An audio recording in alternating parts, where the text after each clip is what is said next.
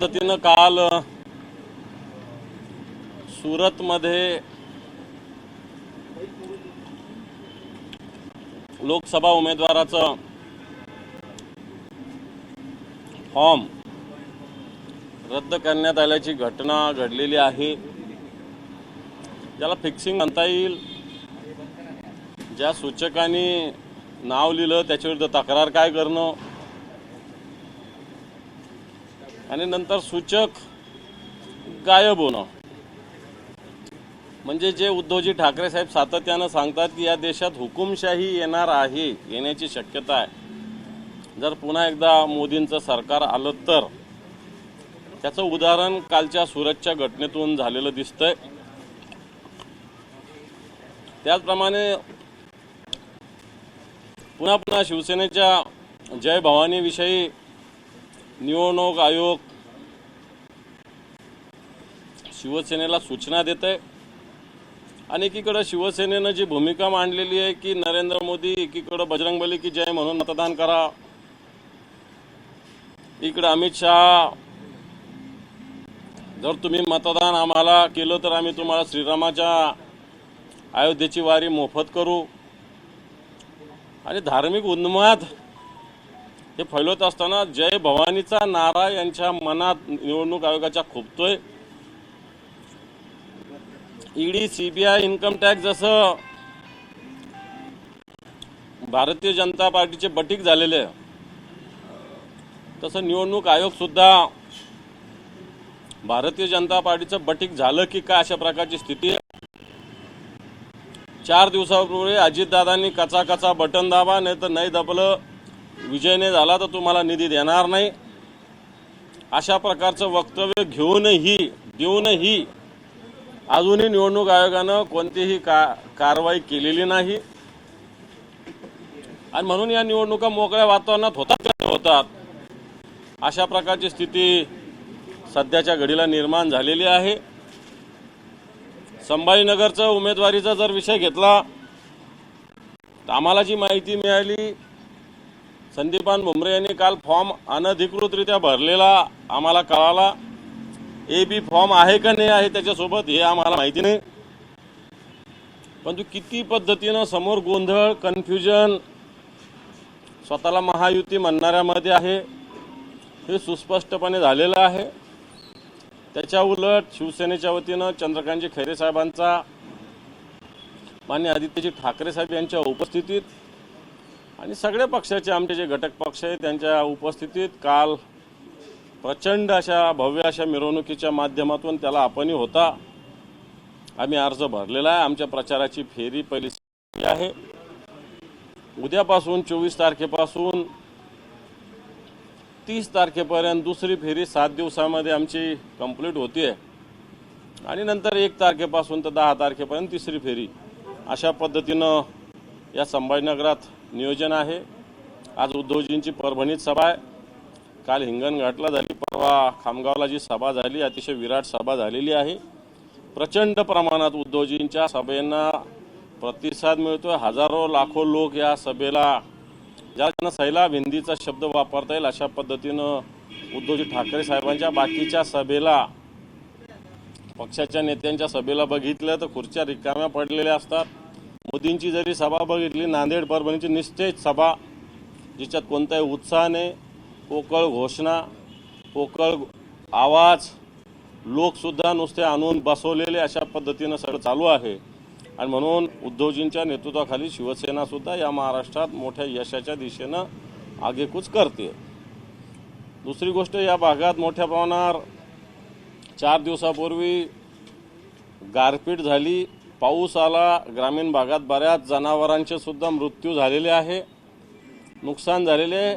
निवडणुका जरी असल्या तरी या विषयाकडे सुद्धा प्रशासनाने लक्ष देण्याची आवश्यकता आहे। कलेक्टरांना मी बोललो त्या पद्धतीनं, परंतु अजून पाहिजे तशा कारवाया या संदर्भात झालेल्या नाही। एक विषय मांडला होता तुम्ही विकसित भारतचा, त्याबद्दल आम्हाला सांगणार का?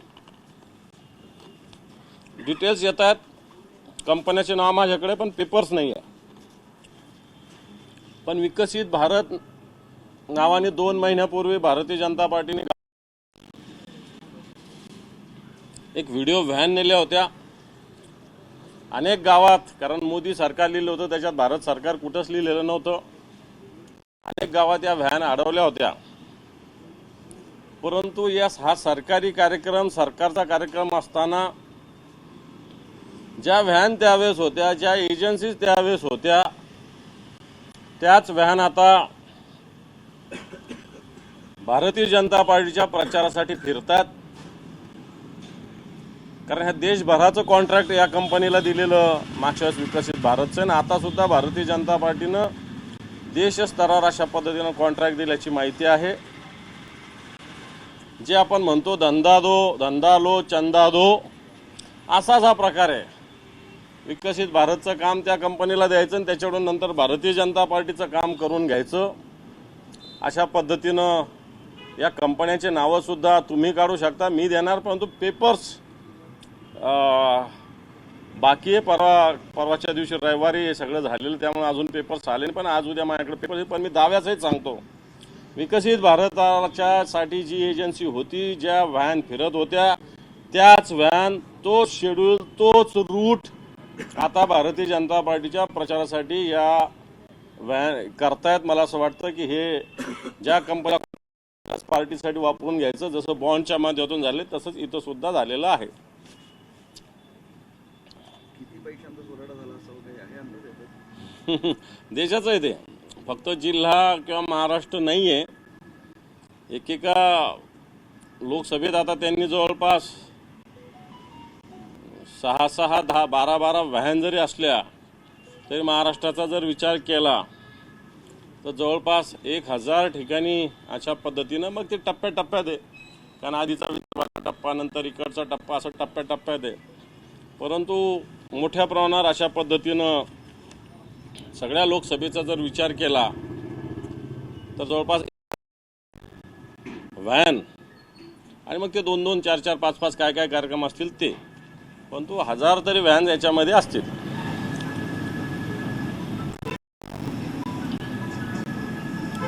कोणाकडे काही तर उदय सामंत आणि विनोद पाटील यांची भेट झाली, सर्वे करण्यात यावा उमेदवारीबाबत अशी चर्चा झाली.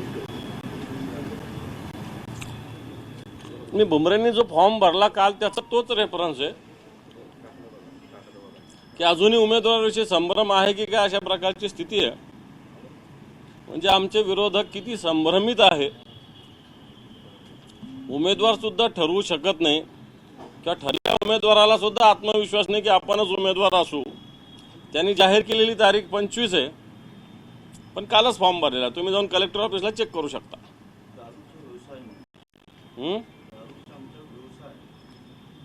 त्याच्यावर बोलू ना निवडणुकीत. आता मी व्यवसायावर नाही बोलत, आता फॉर्म उमेदवार विषयावर बोलतोय. व्यवसायावर जाहीर सभेतून बोलू. कई सारे उम्मीदवार खड़े किए जा रहे हैं, तो ऐसा नहीं लगता है कि एमआईएम एक बार फिर से आ सकती है, वोटों का पोलराइजेशन? ऐसा कुछ नहीं होता है. लोग होशियार है, लोगों को किसको गिराना है पता है, किसको चुन के लाना पता है. कितने भी उम्मीदवार खड़े रहो, इसमें कोई डिवाइडेशन होता नहीं. जिसको चुन के लाना उसको बड़ी मात्रा में वोट गिरेंगे, जिसको गिराना कुछ भी नहीं गिरेंगे. मुद्दे राहिले नाहीत म्हणून व्यवसायासंदर्भात बोलत आहेत, अशा पद्धतीचं उत्तर त्यांनी दिलं आहे. मुद्द्यावरही येऊ, चिंता करू नका. तुमचा व्यवसाय लखला, इथं शेती लिहितात, लिहा तुमच्या फॉर्ममध्ये माझा व्यवसाय दारूचा आहे. व्यवसाय सांगतात तर फॉर्म भरताना दारूचा व्यवसाय लिहिला जरा बघा. मागच्या त्यांनी विधानसभा दिली तेव्हाच काय व्यवसाय होता, दारूचा होता का जरा विचारा. अचानक 3 वर्षानं दारूचा व्यवसाय सुरू केला आणि एका वर्षात 10 दुकान झाल्या, त्या विचारा. एक दुकानीला किती द्यावं लागतं ऑनमध्ये ते जरा विचारा. मग तेवढी रक्कम कुठून आली ते विचारा. जे 10 लाख आणि 12 लाखासाठी ईडीच्या इन्क्वायरी लावतात ना भारतीय जनता पार्टी, त्यांना जरा विचारा. सभेत सांगू, अजून वेळ आहे, आता बोलत नाही त्याविषयी. दादा काल एकनाथ शिंदे असं म्हणाले की उद्धव ठाकरेंचा डाव 2-3 वर्षामध्ये किती दुकानं सुरू केलेली आहेत आणि ते असं म्हणतात की सरकार मान्य आहे. भाऊ म्हणतो का? कोणी 9 म्हणतं, कोणी 10 म्हणतं, कोणी 11 म्हणतं. पण येईल ना, सगळी यादी येईल समोर. बारामतीमध्ये आणि काही मतदारसंघामध्ये तुतारी हे चिन्ह दिलंय. तुतारी आणि शरद पवारांचं चिन्ह तुतारी वाजवणारा माणूस आहे. त्यामुळे निवडणूक आयोगाकडे राष्ट्रवादीने तक्रार केली या संदर्भामध्ये. अशा पद्धतीचं चिन्ह द्यायच्या काय माडा किंवा इतर मतदारसंघामध्ये तशाच पद्धतीचं चिन्ह दिलं. मी सांगतो काय, निवडणूक रडीचा डाव म्हणून लढली जाते. असं जनतेच्या मैदानात जिंकता येत नाही म्हणून अशा पद्धतीनं तांत्रिक कारणाने निवडणुकीला सामोरं जाण्याचा प्रकार सुरतमध्ये तेच घडलेलं आहे ना. तसंच काही ठिकाणी घडतंय.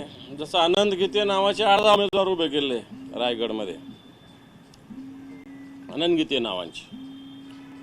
आणि म्हणून अशा पद्धतीनं सत्तेचा गैरवापर करून निवडणुका अशा पद्धतीनं जनतेच्या मनात संभ्रम निर्माण करून, खरं तर जनतेच्या मनात सुस्पष्टपणे आलं पाहिजे की चला मी शिवसेनेचा उमेदवार आहे, चला हा राष्ट्रवादीचा आहे, हा भाजपचा आहे, हा काँग्रेसचा आहे, जे कोणाचा असेल तो क्लिअर आलं पाहिजे. उगाच अशा पद्धतीनं एकमेकांना काड्या करणं हे काही हेल्दी वातावरणाचा प्रकार नाही हा. का दिला असेल तुतारी असं तुम्हाला वाटतं? लोकांच्या मनात कन्फ्यूज व्हावं, मग तुतारी चिन्ह सांगतात इथं तुतारी व्हावी. पण माझा अनुभव असा आहे की याच्यातून जास्त बारकाईनं लोक मतदान करतात.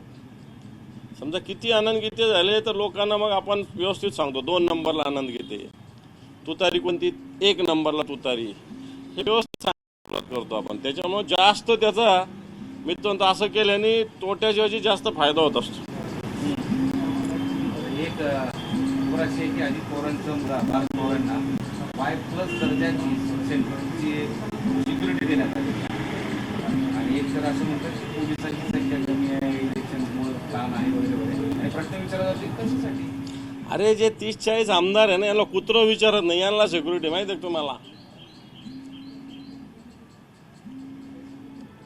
यांना कुत्रं विचारत नाही, यांना वायपला सिक्युरिटी सरकारने दिलेली. इलेक्शनच्या काळामध्ये ती काढली पाहिजे पोलिसांचं काम कमी करण्यासाठी. असं नाही, ज्याला गरज आहे त्याला दिलीच पाहिजे, नो डाऊट, त्याच्याविषयी नाही देव असं आमचं म्हणणं नाही. परंतु उगा शान शौकत म्हणून कोणाला सिक्युरिटीची गरज नाही. काढली पाहिजे. उद्धव ठाकरे यांनी भाजपवर टीका करतात. आता उद्धव ठाकरे सिंधुदुर्ग दौऱ्यावर जात आहेत. नारायण राणे यांनी आव्हान त्यांना केले की सिंधुदुर्गमध्ये येऊन दाखवावं, बोलून दाखवावं, जायचा रस्ता कसा आहे मी दाखवतो. हे पोकळ धमक्या, नारायण राणेच्या धमक्याला कोण आहे? त्याला पाडून दाखवलेलं आहे इलेक्शनमध्ये, तू काय जाऊन दाखवा आणि येऊन दाखवा सांगतो. पोकळ धमक्याला काय व्हॅल्यू आहे? दादा काल एकनाथ शिंदे असं म्हणाले की उद्धव ठाकरेंचा डाव होता, फडणवीस आणि इतर नेत्यांना जेलमध्ये टाकलं. आता या खोट्या काही ना काही गोष्टी सांगायच्या, याला काही अर्थ नाही ना. टाकायचे होतं एकनाथ शिंदेला काय वेदना होत होता? या फडणवीसच्या कारभाराविरुद्ध एकनाथ शिंदेने तर राजीनामा दिला होता ठाण्याच्या जज सभेत, नाटक करून करून.